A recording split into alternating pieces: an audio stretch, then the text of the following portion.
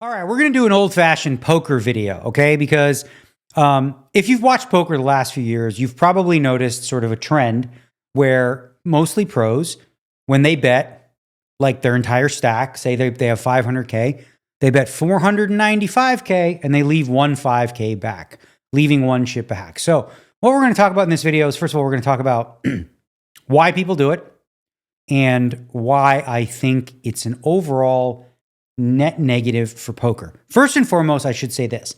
People that do it, nothing immoral about it, nothing cheating about it. I'm not suggesting that they're doing anything wrong. What I'm saying is it's one of those spots where if everyone chose not to do it, let's say, for example, level the playing field, that would be better for the game as a whole. For example, when you think of stalling, right? Everyone agrees stalling is bad for poker. It's bad for the player experience. It's bad all around. But it's also very profitable. So what did we do in poker? Well, we thought, let's try and curb it. So one of the ways we do that is with, a shot clock, time banks, that sort of thing, right? So again, it's a spot where I don't blame people for doing it because it's within their right, within the rules, but something had to be done because it was becoming unbearable. So recently, I just came back from Bahamas. Obviously, I was playing the tournaments there, and I saw this come up twice in 3 days. I'm going to explain the situations. They're distinctly different, but they're kind of the same thing. So in the first one, it's two pros. One is Mario Mosbeck, and the other is Jonathan Jaffe. We're in the 25K GG Super Main Event. On the turn, doesn't matter what the board is. Well, whatever. It's Queen 8, 6 deuce. Mario Mosbeck bets 2.1 million, okay? He leaves a 5K back, right? Totally within his right. Jonathan Jaffe, another top pro, thinks for a bit, calls. Says, I call the bet, not realizing that it wasn't an all-in bet because this is a turn, right? So now Jonathan has ace deuce, pair of deuces, and Mario has the best hand. He's got king queen, okay? The river's a deuce, okay? So now Mario gets to play with perfect information, but I want to give Mario extra credit here because once he realized what was happening on the turn, he chose to throw that other 5 chip in as well, to not shoot the angle, if you will, to take advantage of seeing the hand. You know what I mean? But what he could have done, well within his right, was wait for Jonathan to turn his hand face up, see it, see that he got rivered. Now he saves that 5K chip. So why does that 5K chip have any value anyway? Well, because since the advent of Big Blind Ante, the value of that chip saved is worth far more than it is earned, if you will, because that 5K could turn into, I think at the time, was 80, or what was it, like 100? I don't know. It was like 100K worth. So he was getting you get like 20 to 1 on that one last chip, right? So again, let's start from the top and say there's like 4 key reasons why people do it, right? First one, river bets, right? Now, let's say, like I said, you have 500K, and you want to bet it all. You want to bet 500K. Instead of doing that, you just always bet 499. Why? When you're bluffing and you have 6 high, the guy raises you, you get to save a chip, right? What value do you give up? Virtually nothing, because that one chip added to your stack isn't going to make much of a difference in terms of your chances of winning. But having that one chip left gives you a chance to maybe, when you were bluffing, get a chance to get back in the tournament. So in that case, as a balanced idea, there's no good, bad, or ugly about it. It's just completely fine. Second reason, this one's a little more annoying from a poker perspective. It's for pay jumps, okay? So let's say you're moving all in, okay? And there's potential pay jumps. There's 3, 4 tables left, whatever. So you bet, 2 million of your chips and you leave a 5K, okay? Somebody goes all in. So now it's back to you. Well, now within the current rules, you can just stall. Look around at the other tables. Hopefully, if you stall 3, 4, 5 minutes, somebody else goes broke, right? Cool. Now you throw your chip in because you're never folding, right? And if you do go broke, you've just made whatever extra money it was for the pay jump, okay? So in the example with Mario, that's what he was actually doing, right? I don't think Mario was shooting an angle. Obviously, he threw the chip in. He was not doing that. He was just not wanting to think about pay jumps. He figured, okay, I'll bet my chips. If he moves in, I'll look around and see okay, is there any point in stalling? Again, this is a profitable decision, right? It's not immoral to do this. It just kind of sucks, both from player's experience and a broadcast. Imagine, watching at 2 tables and some guy just uses 4 minutes of the clock waiting for other people to go broke on other tables. It's kind of, now the broadcasters have to just fill dead air explaining what he's doing. Not fun, not cool. Okay, The third reason, okay, well, let's switch the order here. One of the other reasons is, no, I'll go with it in the right order. Okay. One of the other reasons you could do it, and everyone says, no, that's not why I do it. I'm like, okay, well, I guess we take your word for it, but it doesn't matter because you get the benefit anyway. The other situation, I mentioned the first one, was Sean Deeb. We were at the final table of the Turbo. He had 715K. We're five-handed. He moved all in for 700K. He left 15 back. The non-professional at the table in the big line makes the call, turns up King 10, right? Now, Sean has like King 5 or something. Flop is Jack 10 deuce. Now the guy bets, and Sean is like, well, I'm drawing dead, so I'm just going to fold, right? So he got the advantage of seeing the guy's cards, because if he doesn't see those cards, he's always going to put the chip in, right? So why is that relevant? First and foremost, Sean actually just won then he won the big blind, he won the small blind, and he had like two big blinds all of a sudden from nothing. He had like less than 10% of a blind, and now he's got two because he was eligible for the big blind ante, et cetera, et cetera. The effect that had on the gameplay is simply this. There's other short stacks, right? Well, if Sean goes broke in that hand or whatever, everybody else is kind of freed up, But now when you see a player left with just one chip, it affects the gameplay, which leaves me into reason number 4, which, for lack of a better term, because this is exactly what it is, collusion, okay? Legal collusion, right? Anytime two players take actions that benefit both of them and hurt everybody else, by definition, that's collusion, okay? It's fine. We do this in spots where a player's all in, on a pay jump, and maybe two players check down to the river, so they have a better chance of knocking the player out. But this one chip back thing is another opportunity for collusion. Here's an example. Let's say I'm chip leader with 6 left. I got 50 big blinds, okay? Everybody else got 10, 8, 4, 3, whatever. On the turn, I've got the nuts. My opponent has 600K in chips, okay? So rather than bet the whole 600, I just bet 595, okay? Player calls on the river, I go check, check. Why in the hell would I do that? That 5K is mine. Because it's a spot where, say, for example, that player is now going to be on the button, and everybody, other player, is now going to be under ICM pressure, which benefits the chip leader massively until that player goes out. Imagine having 10 big blinds, right? And you pick up ace jack, but this guy's got one big blind. If you just fold, chances are, you pick up an extra 15, 20K, whatever the pay jump is, and, you move on. So it handcuffs those players, and it's essentially benefits the chip leader because A, he gets to apply that pressure. He's the one that does it. And B, it benefits the player with one chip because he's still in the tournament.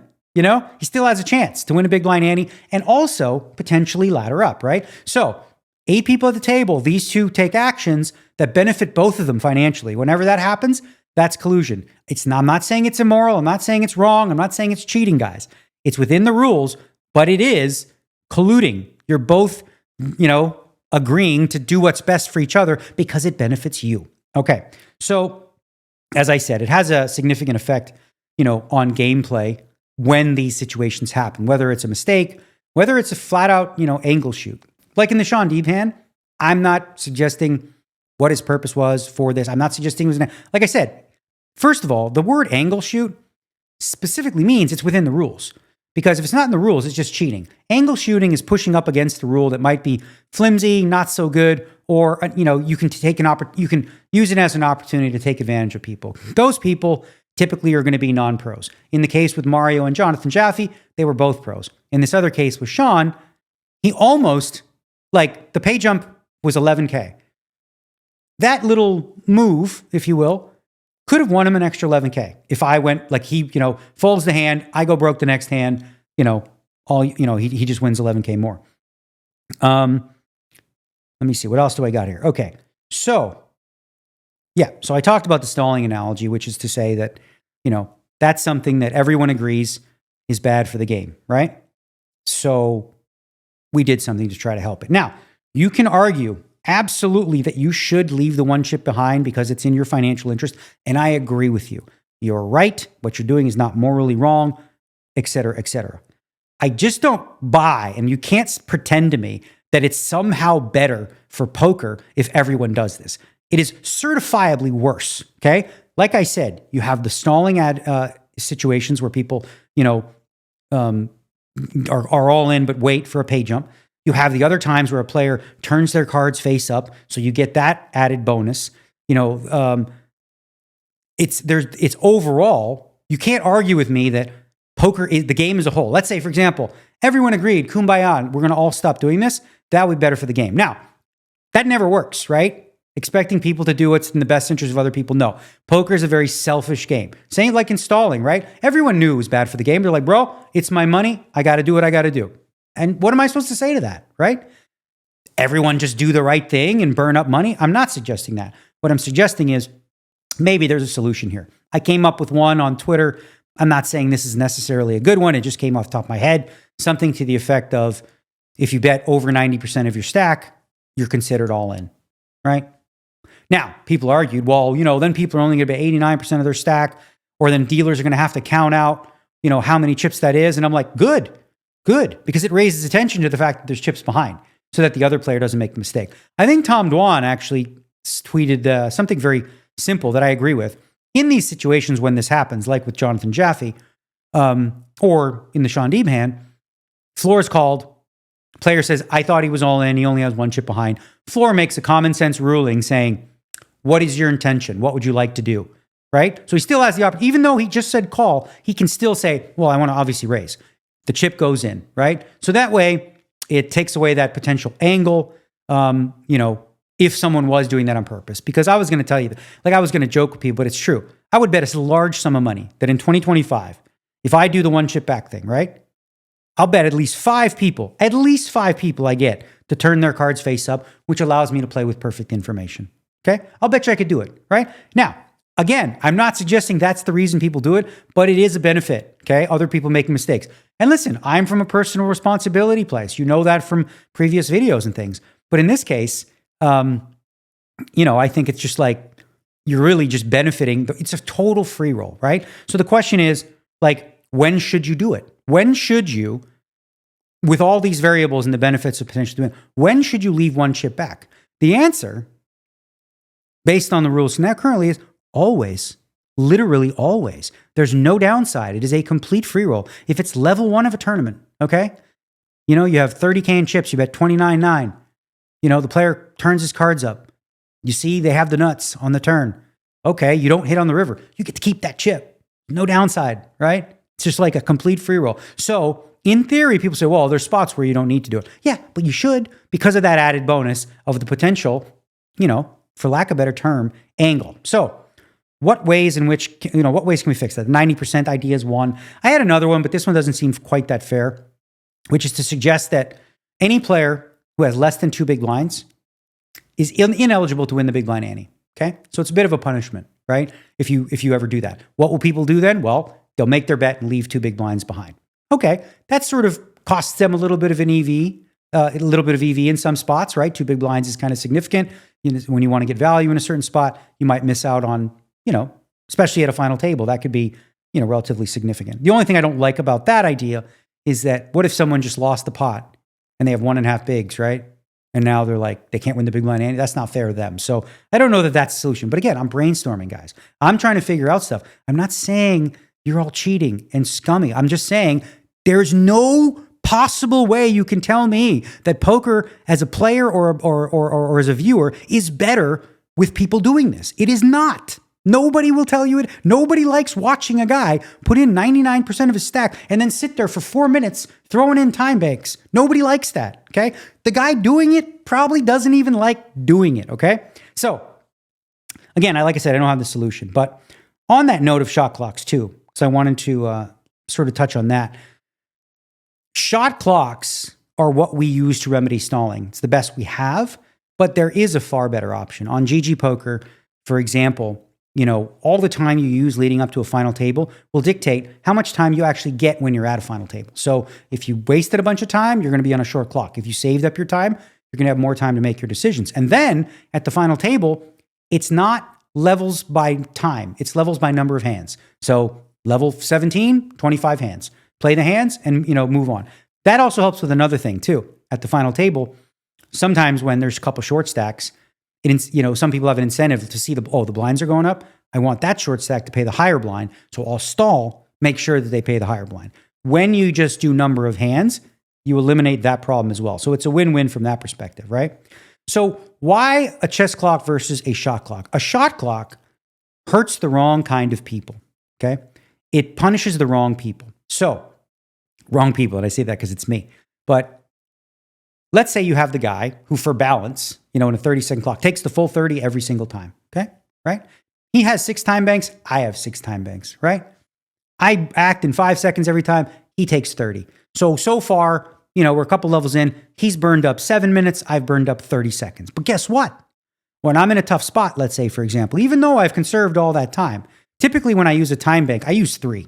Like, I don't use them unless I really need to. So I'll take 1.5, 2.5 minutes. Still far less time than the player taking 30 seconds for every single action. Yet, I'm now out 3 time banks despite having used up less time. The chess clock fixes that. Now, how to implement the chess clock? There's a couple ways in which you can do that. There's a lot of ways, actually. You can do a resetting one. You can do one, for example, I came up with the idea of something simple where, let's say, everybody starts with a 5-minute clock, okay? We need an app for this, so if you want to build it, please do. I don't need to patent it. Everyone starts with a 5-minute clock, okay? Your clock starts after 10 seconds, okay? So you can burn 10 seconds. Once you burn 10 seconds, if you want to take the full 30, Makita, that's fine. You take the full 30, but you burn 20 seconds of your clock every time you do that. You're allowed, right? But then when you're in a tough decision, sorry, you're out of luck, buzzer, you're done.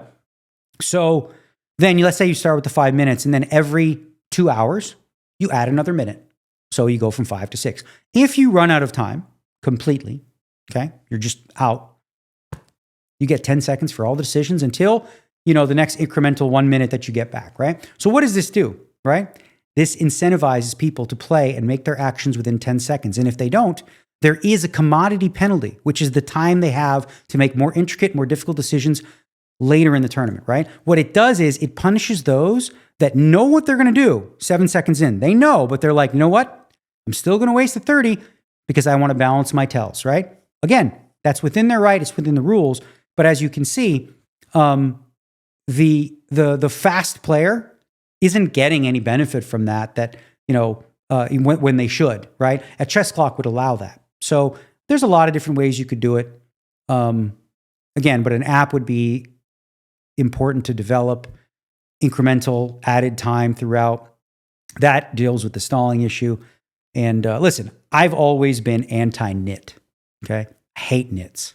What's a nit? The definition doesn't, it's evolved from when I was a young kid. Nits in my day, it didn't mean you played tight, okay? It just means you suck every penny out of every spot with no EQ understanding of how that long-term affects the game you love or the people around you and stuff like that. For example, when I used to start at the Bellagio, 3 pros would start a game. They start an 8160 game just to open the store, right? They would just try to get a game going. Now the nits, they wouldn't play with them until, somebody bad came and they, okay, I'm going to play now. I'm going to fill the game. And as soon as that guy leaves, they don't even wait a second. They jump right out of there, making the guy feel like a piece of shit, right? It's like, okay, that guy only played because of me. And sucking from the pros who were there to start the games, right? The game starters who gave them this opportunity, if you will. So I've always been anti-nit. And this thing, again, like I said, I don't blame you for doing it. You're playing for a lot of money, especially at the high stakes. You got to do what you got to do. What I'd like to do is brainstorm and hear some ideas. Let me know in the comments down below if you have some ideas on how to sort of prevent or discourage people leaving one chip behind for any one of the 4 key reasons that I mentioned. I think that's it, guys. Did I cover it? Let me see. Anything else in here? No. Oh, but you know what? 2025, until this rule's changed, beware, y'all. I know how to angle shoot with the best of them. Jokes. I'm kidding. I was actually thinking about doing it for the year, but donating all the money that I earn from it to charity of your choice. So whoever I scum, right? You guys get to pick. When I scum you by keeping a chip back and you don't see it, no, let's not do that. But I'm actually going to do this. I'm going to do this to see how many times I get away with it. But I'm not going to keep the chip. I'm going to give it back. I don't know. We'll figure it out. Anyways, that's that. End rant.